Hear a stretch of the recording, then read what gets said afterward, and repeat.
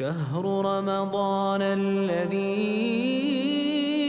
أنزل فيه القرآن هدى للناس وبينات من الهدى والفرقان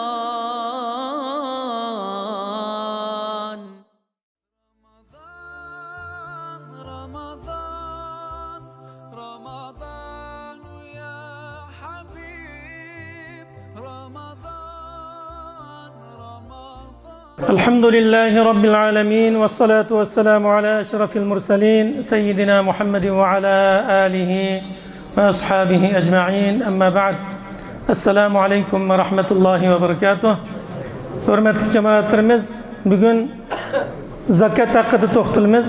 Zakatning ma'nosi nima? Zakatningki yo'l qo'yilishdagi hikmatlari nima? Shu vaqtda qisqacha to'xtalib o'tamiz. Boylik Alloh subhanahu va taolo insonga ato qilgan ne'matlarningki bir turi. Shuning uchun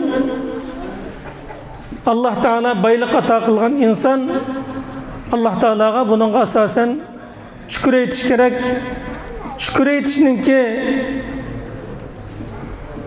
haqiqati nima desa, Alloh taolo bergan boylikninki zakatini ado qilish, meni bu Alloh taologa shukr aytish bo'ladi. Alloh bergan boylikni ishlatib, obdan yeb ishlatishlam shukr aytish bo'lmaydi. Balki Alloh taolo buyurgan o'rinlarga haqqini berish bilan andikin bu boylikqa asosan Alloh taologa shukr aytish shu vaqtida o'z rolini topgan bo'ladi. Peygamber aleyhissalatu vesselam boylik ne'mat bo'lgan bo'lg'achqa davomli Allahümme inni a'udhu bika minal kufri vel faqr deb duo qildi. Ey Allah, meni kufrlikdan va faqirchilikdan saqlasla. Men o'zlariga sig'inib kufrlikdan va faqirchilikdan panohlik tilayman deydi. Ya'ni faqirchilikni kufr bilan bir o'rinda qo'yib Alloh taolo panohlik tilagan. Nimishqa desa, kufrlik insonni tuzkorlikqa, hatto xoliqni inkor qilishga olib boradigan bo'lg'achqa Alloh subhanahu va taolo payg'ambar alayhisolatu vassalamningki diliga silib, shunga kufrlik bilan faqirchilik ikkisidan o'xshash panohlik tilashni ilhom qilgan. Amaliyotda boy kishi mol o'zimning mulki deb o'ylab qoladi. Mol ma'lum bir yerdagi xozinga o'xshaydi. Bir boylikning ambarchisiga o'xshaydi. Uni boshqarayotgan odamga o'xshaydi. Amaliyat nima desa, amaliyat mol Allohning meli. Bu odam faqat shuningdan xabar olib, joyida ishlatib turadigan odam. Joyida ishlatsa, buning hisobi oson bo'ladi. Joyida ishlatmay qolsa, buning jazosi og'ir bo'ladi. Xuddi bankada ishlaydigan odamni ko'z oldimizga keltirsak, aptigini bankiga quruq qo'l kirdi. Nurg'un pullarni u yoqqa, bu yoqqa uninkini berdi, buninkini olib berdi, hisobotni joyida qildi. Oqshimiz chiqqan vaqtida hisobotni bo'g'ab, sog'lom chiqtalisa, bu bankir bo'ladi. Bu o'z xizmatni ado qila olgan bir xizmatchi bo'ladi. Ama onda olmazsa desa, sen xainkensen deb ishdan bo'shtidi. Boy kimga o'xshaydi desa, bankada ishlaydigan bir odamga o'xshaydi. Aldadik pulni haq egillarga, ishlatadigan yerlarga joyida berishni biladi. Ammo o'zi xohlagancha tasarruf qilib qolsa, Alloh taolo to'sqan yerlarga ishlatib qolsa, dunyoda ishdan bo'shtilmagan bilan qiyomat kuni uning jazosi og'ir bo'ladi. Şuna Peygamber aleyhissalatu vesselam inned dunya hulvetun khadira ve innallaha mustahlifukum fiha feyanzura keyfe ta'malun. Mal dünya yeşil, bek tatlık, bek çıraylık, hem adamın kalbine suyumluk. Allah Teala silani bu maldı çoğu izbasar halif kıldı, başkuruğuç kıldı. Sile nimiş kılısıyla bunu körep bekiş için emeli meydanda değil. Bunda bo'lsa zakat degan nima? Zakatning ma'nosi arab tilida o'sish, barakat, poklik degan ma'nolardan iborat. Ya'ni zakat beruvchi avvalan o'zining qalbini paklaydı. İkinciden özünün melini paklaydı. Demek zakat hem manevi paklık hem maddi paklık bulunur. Lügattaki manisi bu olgan bolsa, şeriattaki manisi nima dese, ulamalar zakatning şeriattaki manisi Allah subhanahu ve taala baylarning melida farz qilgan faqirlarga haqliq bo'lgan odamlarga ep beradigan ma'lum miqdor deydi. Baylarning melidan elib haqliq bo'lgan o'zi bayon qilgan 8 o'rinba aş o'ringa beriladigan ma'lum miqdorni zakat deb ataladi deydi. Unda bo'lsa zakat qachon farz bo'lgan? Zakat Mekke'de mucmel alette farz olgan. Ve enfiqu fi sabilillah. Allah yolunda nafika kılınlar, çıkım kılınlar, pul melini sarf kılınlar degan o'xshash mucmel hüküm Mekke'den tatip nazil bo'lgan Peygamber aleyhisselamga. Ama onun berildiği yerleri, onun miqdarları yeni çıkaletde kaçan bayan kılıngan, kaçan belgelengen dese Hicriyanın 2. yılı. Hemimizge ma'lum Hicriyanın 2. yılı rozu mu farz olgan, cihat mu farz olgan, şunun o'xshash zakat bu Hicriyanın 2. yılı farz olgan ve şuningdek nurg'un ibadetler Hicriyanın 2. yılı farz olganligi bayon qilingan. Endi zakat vacip bo'lgan mallar qaysi mallar? Qanday turlik mallarga zakat vacip bo'ladi?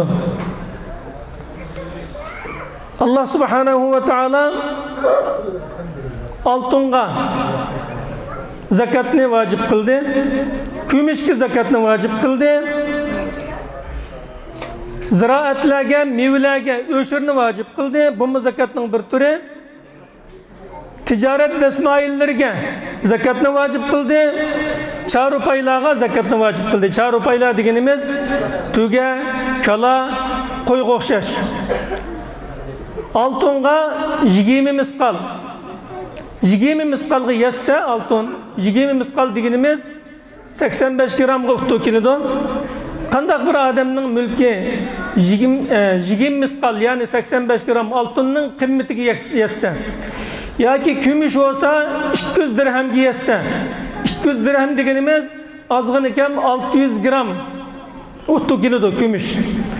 Hem de hazır kümüşninki 600 gram kümüş bilen 85 gram altının farkına ait çoğun kımmeti. Şunu ulamalar altın asas zakatninki nisabını belgeleşti. Çünkü özünün kımmetini saklap kalgan, kümüş çık ketken, onda oğandikin altını asas kılımız deydi.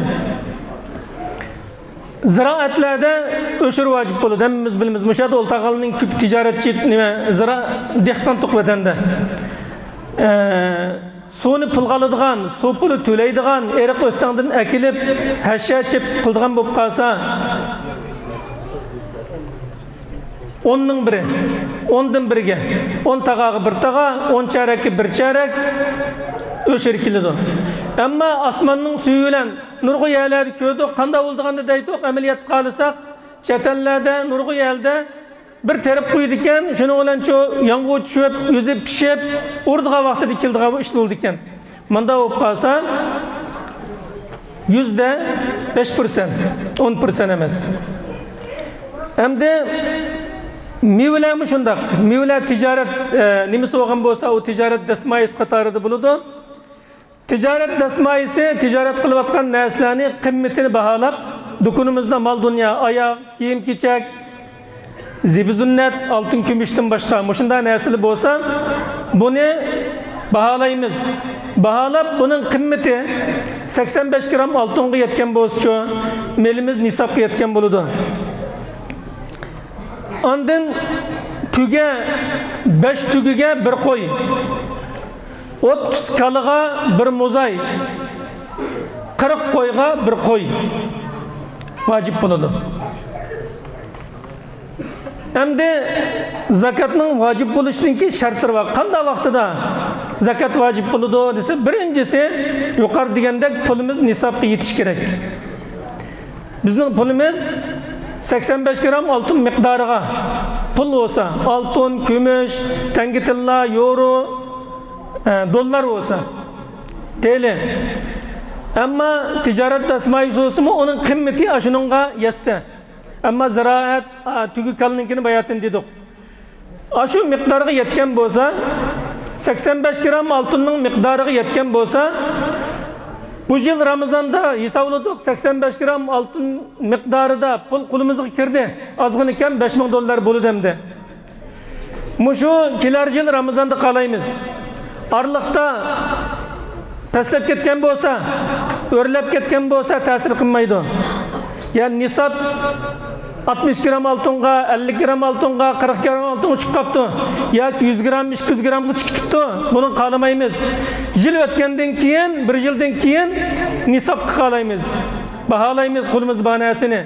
85 gram altından çıkıp ketmegen bolsa zakat vacip buludu. Ama nisap çıkıp ketipti. Çıkıp ketken bolsa zakat vacip olmaydı. Bir yıl jaryanida şuna nisap yetiş birinci şartı. İkinci şartı nisap yetkenden keyin bir yıl aylanish. Asli hacatdan ço ziyade buluş. Nurg'u vaqtida bizdan so'raydi bir odamninki $30,000 puli bor ekan, ammo uy yo'q ekan, yosh bola ekan, tek to'y qilmabdi. Buni zakat vojib bo'lamdi deb so'raydi. Zakat vojib bo'ladi. $30,000 degan jiq pul.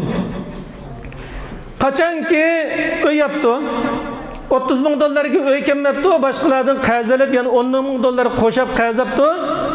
Uy aldı, u vaqtida bu odamga zakat vojib bo'lmaydi, balki zakat durust bo'ladi. $10,000 qarz bo'lgan bo'lg'ashqa.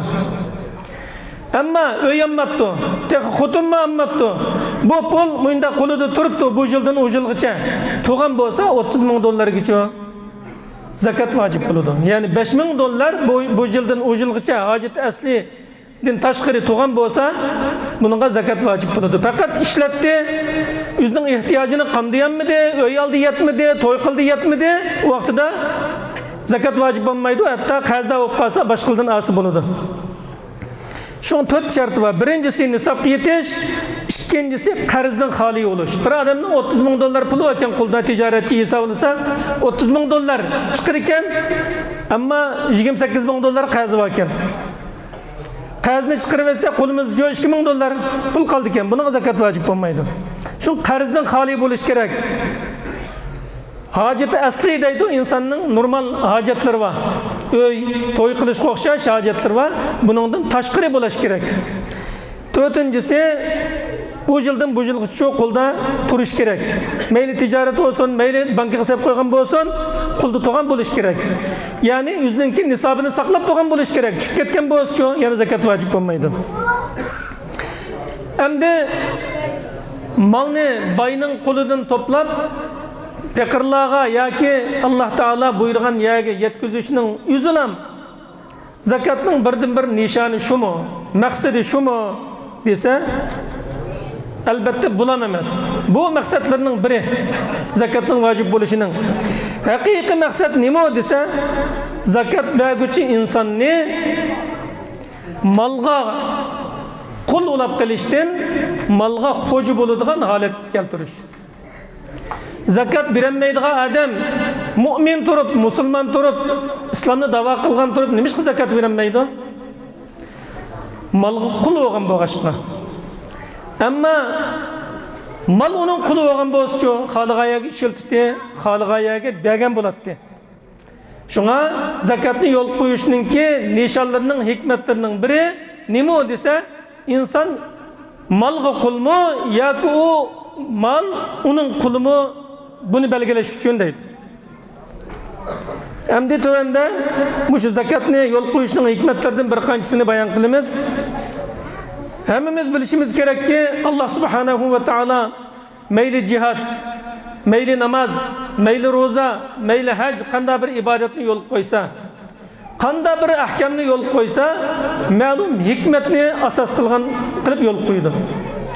Meyli biz o hikmetni bilili, meyli bilmeyli. Çünkü hikmetni hakim biliyordu. Abdülhamid Mahsum Hacim'nin ağzından anılgan gap. Bunun hikmeti nima o dese, hikmetni hakim biliyordu qariyem deydi bizde soqqa vaqtida. Hikmetni, haqiqatini hakim biliyordu.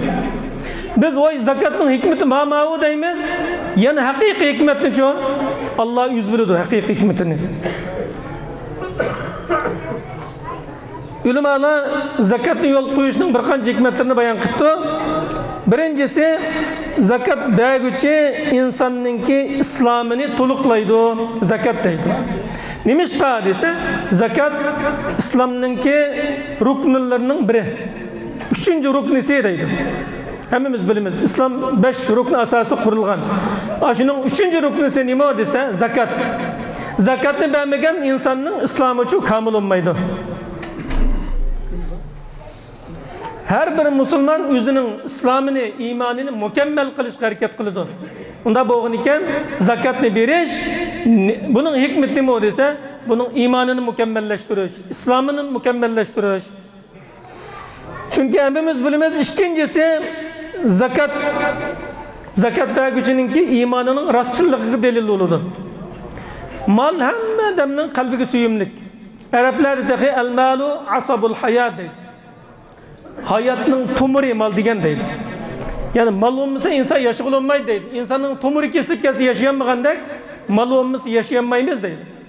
Mal hemmedenin kalbiga suyumlik. Nimişki mal dep atalgan dese hemmeden mail olduğun boğaşka deydi. Hemmeden igildiğin boğaşka onunğa dep koydu bezelle. Mal hemmeden suyumlik olğan boğaşka. Mal ya şunun oxşaş ya onundan bekerak bir suyumlik nesi için takdim kılındı deydi. Bir yerde Allah Teala'nın raziliği, özünün imanının takazzasını tasdiklaş için zakat berguchi melini çıkardı. Bulmasa hemmeden malgamrak. Hiç kim bunda %2%, 2,5% bakarın belgesi yok. Ama o iman etken zat ayında buğragan boğaşka şu zatın raziliğini izlep şunu birimiz. Şunun için bu zakat berguchining imanının rastçılığının delili. Şuna bazı Kur'an-ı Kerim'de inneme sadakat zakatni sadikalar deb atagan. Nimishqa desa tasdiqlaydigan boğaşka. Mu'minning imanını tasdiqlaydigan boğaşka deydi.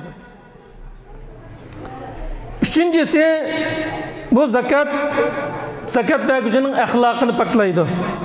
Zakat berguchini baxillarning jamoatidan, baxillarning qatoridan sehilarning guruhiga kirgizadi deydi. Zakat bergan adamni zakat baxillarning qatoridan chiqarib, sehilarning qatoriga kirgizadi.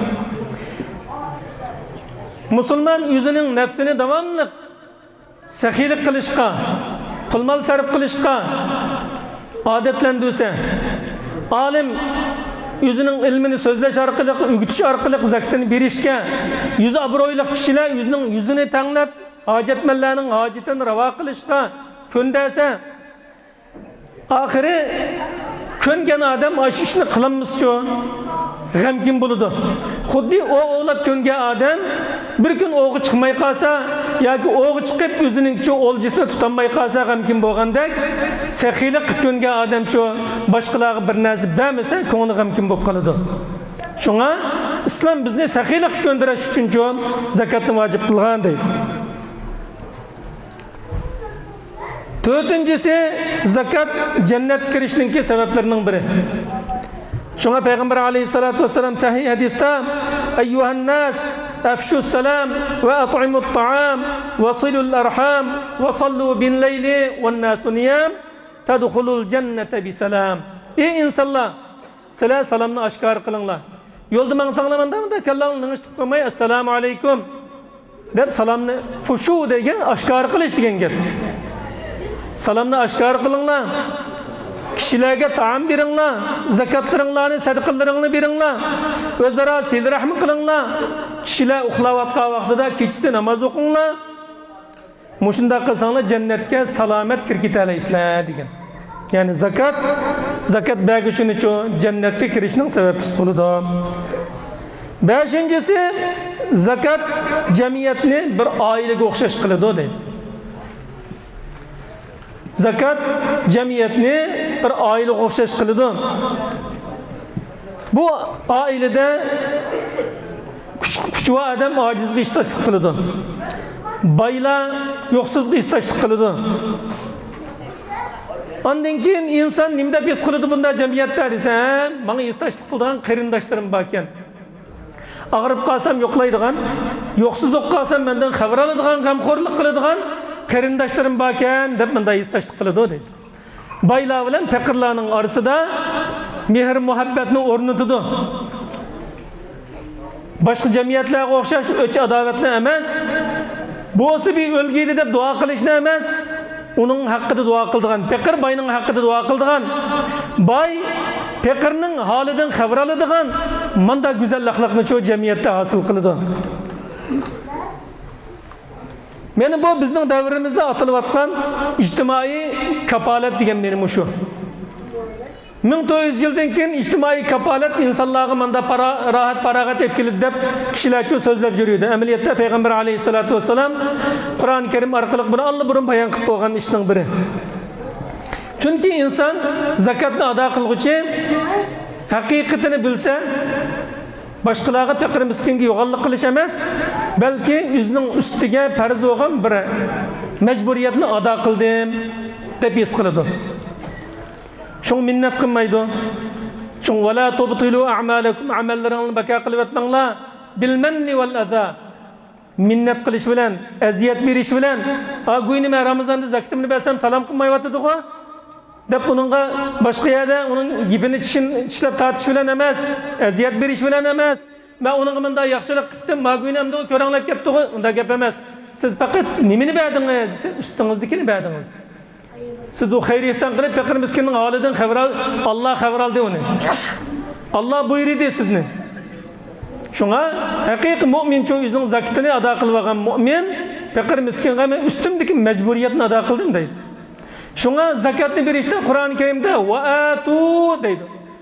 Va atu degan akab beringlar degan gap juma. Va atu emas, va atu degan kelinglar degan, atu degan akab beringlar degan gap. A'tu degan beringlar degan gap. O'tu mu demedi, a'tu mu demedi, atu deydi. Üçünün farkı nima o'di? O'tu degan beringlar degan gap. O'tu degan sil kelinglar degan gap. Atu degan zakatni akab beringlar deydi.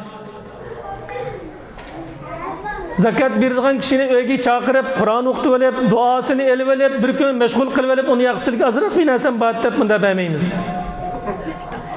Qarım azroq binasi yap qo'ygan siligimi kip akasilat. Anda adam bo'lsa bak xo'shib ketadi azramda. Unda adam yo'q hozir.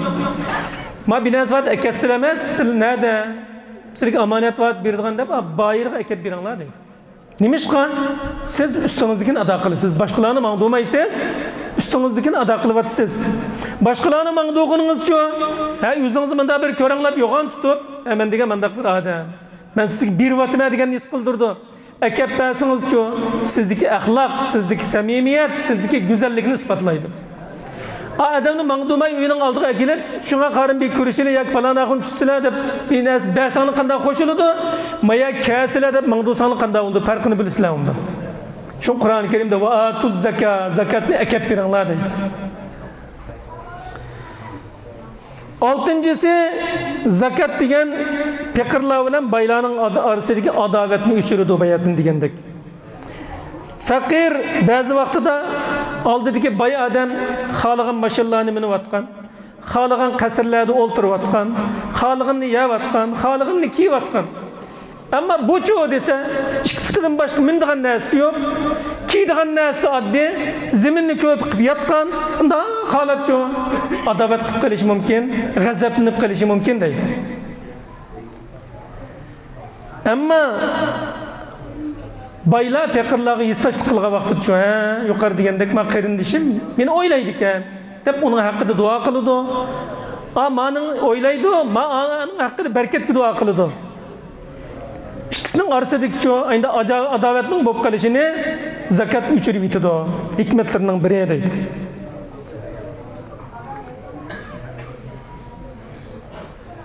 Yettinchisi jamiyatlardagi o'g'illikqa o'xshash, bo'langchilikqa o'xshash iqtisodiy jidal majra jinoyatlarni azaytiradi zakat deydi.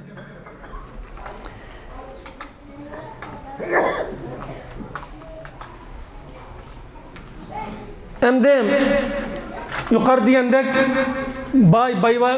bay yashaydi, faqir bilan haj ish yo'q.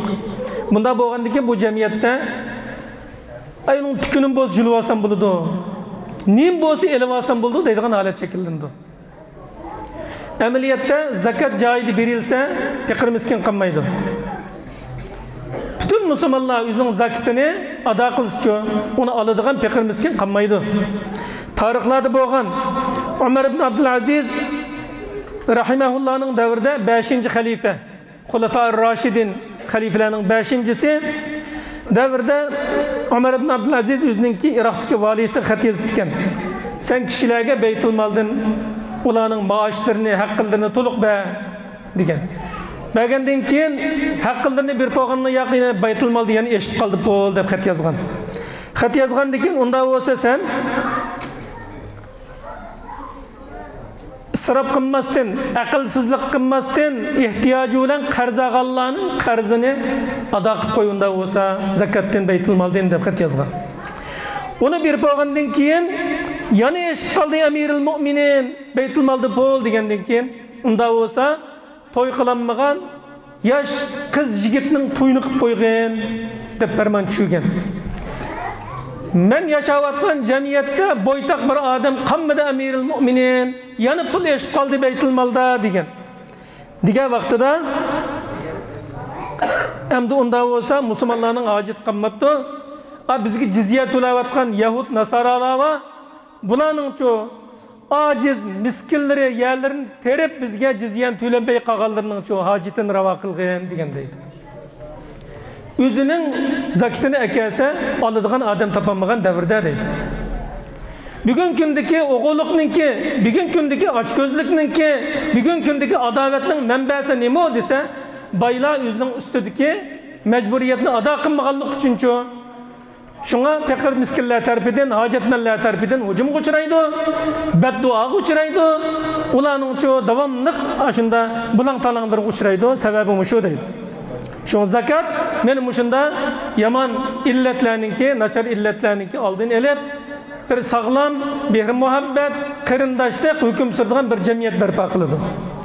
8-incisi kıyamette devzakның kızlıqlıqıdın, otudun saklaydı o zakat. Peygamber aleyhissalatu vesselam Albani Sahih degan bir hadiste kullu mri'in fi zilli sadaqatihi yevmel kıyame. Her bir insan kıyamet günü özünün sadaqasının sayısı tuturdu deydi. Her bir insan gün neyzi boyu yakınlaşkan, hemmeden talep günah masiyetlerinin miqdarı boyunca, tızgıça, uşqıgıça, biligiça, kekirdigiça, kulaklarıca zügen selinip kalmaydı, ah kılıp şu kepketkel tas kalıd deydi. Muşunda peytte her bir adam özünün sadaqasının sayısı diye urun alıdı. Sadaqası qancha ko'p bo'lsa, buning sayısı shunchaki jiq, kangri, hech qanday davzaqninki cho harorati yaqin kelmaydi. Shu Peygamber aleyhisselam qiyomat kuni sayı berdigan o'zining arishning sayı berdigan 7 kishining birimi sadiq qilib, 10 qo'li sadiq qilganni so'l qo'l bilmaydigan kishiga deb bayon qilgan. 9-chi az qoldi sabr qilinglar. Zakat malni paklaydi, malni o'stirdi, malni o'stirishi ham ma'naviy tarafdan, ham moddiy tarafdan deydi. İnsan o'zining melini sadiq qilsa, balkim bu nurg'un ofatlardan malni saqlashi mumkin. Bu insonni saqlashi mumkin. Alloh taolo mushu sadiqasining sababidan uning nurg'un rizqlarning ishkini etishi mumkin. Çünkü Peygamber aleyhissalatu vesselam sahih hadiste ma naqasat sadaqatun min mal. Hiç qanday sadaqa malni chu kemaytmaydi degan. Bazı rivoyatlarda ma naqasa malun min sadaqa degan. Yani sadaqa qilganlik sababdan mal kemayib ketmaydi. Allah Taala qandaq bir banda afu qiladigan buni izzatli qiladi. Qandaq bir banda kamtarlik qiladigan uni texmi ko'tiradi degan.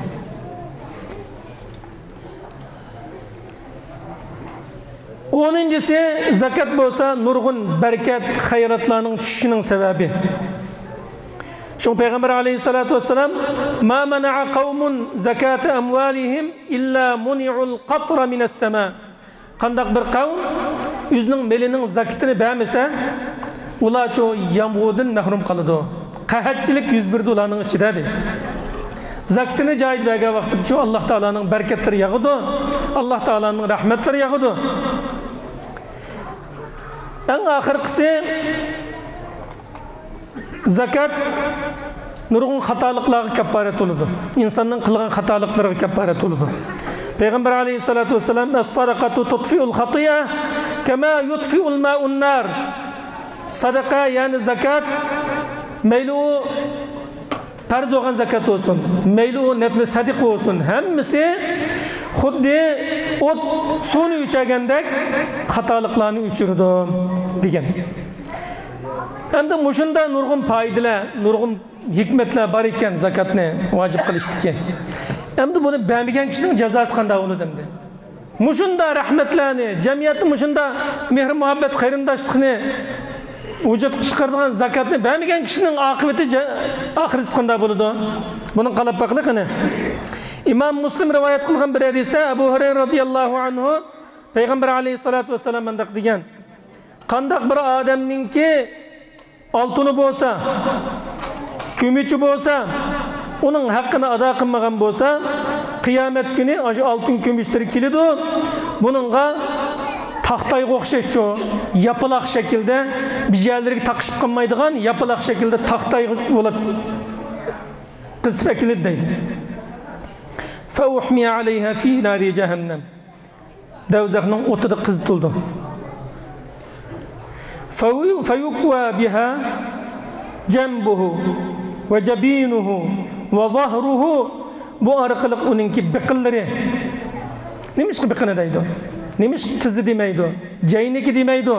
Çünkü insanın bıkını en nazuk azapını tız iskıldığa yürüyen boğuşçu. Peygamber aleyhisselam onda tasvirlavatıdı. Onun bıkını, onun pişanelleri ve onun dümbülleri çoğu bunun olan dağmallınıdı. Kullama beradet u'idet lehu. Yani şunda suyup kalsa, yani kayıtıdın yeni çoğu, yani azaplanıdı. Yani dağmallınıdı. Kaçan dese miktarı 50.000 yıl boğan künde deydi. Bu teği devzak kirişinin aldı dik kepçim ama o. Hesapını kütüp atkan miktarı 50.000 yıl boğan künde aşında azaplanıp durdu. Ama devzak kirge vaxtideki azap başka teği. Hatta ki Allah Teala bendilerinin arasında hüküm kılgan kadar mıydı azaplanıp durdu. Hüküm kılgan vaxtida andikin yüzünün yolunu körüdü ya cennetke barıdı o adam ya ki devzak barıdı. Sahabeler ya Resulallah, hem de bu altın kömüşlü o bunda dille. Hem de kalısı var, koyu var, tügüsü var adam bozkanda oludu dese, bir adamın tügüsü olup, bunun hakkını ada kılmagan bolsa, kıyamet günü en simiz alette. Onun tuyakları mükemmel, muşunda bir halet kilidu. Bunu tüptüz, kengre bir yak tutuşup kalmaydıgan, bundan meydanga tüptüz aşu xalıgancı yençeydigan şu bir otlarga taşlap birdi deydi. Ondan keyin ay padolap hemmisi bir taraftan onu dessep yutudu, onun ahirisi yutu, avulu yutup olsa yani ahirisi yani kayını genip yana desseydi o deydi. Muşunda azaplanıdı. Onun tuyakları ulan desseydi o, çişleydi o yağızları ulan. Andikin ahirida Allah Teala bendilerinin arası hüküm kılga vaxtida ya cenneti ya devzık dep yüzünün cayın tapıdı. Sahabeler ya Resulallah kalıvozçu, koyvozçu dese koy kalıvozu mu? Ona ait kamil alette, müngüzü ve alette, müngüzü maymak emez. Müngüzü çıkmagan taz emez. Müngüzü sunup ketken emez. Naitin mükemmel halette üstü gidek, dessi gidek, muşunda mükemmel en simiz, en körken muşunda halette dikilidi. Bunu yüzünün tuyakları olan desseydi, müngüzleri olan üstüydü. Muşunda devamlaşıdı, bunun evveli yutup olsa ahiriyen kayını yenip munda devamlaşıdı. Sili sanaydıgan küllerden 50.000 günün miktarı da deydi. Ondikin ya cennetke ya devzakı hüküm kılıdı Allah Teala deydi. Mana bu zakatga zakat berish vacib bo'lgan, ammo zakatni bermaganlarning jazosi. Ammo zakatni berganlarning mukofoti bek katta. Bu vaqt to'xtalsak vaqt uzrab ketadi. Alloh subhanahu va taolo boy qilgan bo'lsa, boyliqning haqqini ado qiladigan, faqir miskin qarindoshlarimizga Allohning fi sabilillah yo'llariga Allah urilgan, bayon qilgan 8 o'ringa zakatimizni ado qila oladigan go'zal axloq bilan qilishini Alloh subhanahu va taolodan tilaymiz. Faqir miskin qilgan bo'lsa, baylarga adovat qilmay, balki ularga duo qiladigan. Ularning insofiga duo qiladigan, ularning pulmeliga barkatiga duo qiladigan kishi bo'lishni Alloh subhanahu va taolodan tilaymiz. Chunki ba'zi vaqtida inson tuzkor keladi. Bir narsani bersa, uning haqida duo o'qib qo'ymaydigan insonlar bor. Buni o'rgatmasa ba'zi odamlar bilmaydi. Bir odam bir narsa akab bersa, buning uchun mukofot beringlar dedi Payg'ambar alayhisalom boshqa hadisda. Ya Rasululloh, buning mukofotini bergidek, o'rnini bergidek bir narsa topamiz-ku desa, haqqa duo qilinglar dedi. Navat bir adam bir narsa bersa, hadiya qilsa bizga, biz uchun uning muqobilasida hadiya qilamiz. Tahada va tahabbu. Hadiya berishinglar, bir-biringizni yaxshi ko'rsizlar deydi. Ammo biz hadiya qilgidek pulimiz yo'q ekan, qanday qilamiz desa, uning barkatiga, pul-melning barkatiga, dinning salomatligiga, islomda mustahkam bo'lishiga, oilasining insof tavfiq bo'lishiga uchun duo qilamiz. Man la yashkurun nas la yashkurulloh. Kishilarga rahmat aytmagan odam Alloh taolaga rahmat aytmaydi deydi. Kishilarning qilgan ihsonlariga rahmat aytmagan odam Alloh taolaning bergan ne'matlariga rahmat aytmaydi deydi. Va axiru da'wana alhamdulillahi robbil alamin. Subhanakallahumma va bihamdik nashhadu an la ilaha illa ant nastaghfiruka va natubu ilayk.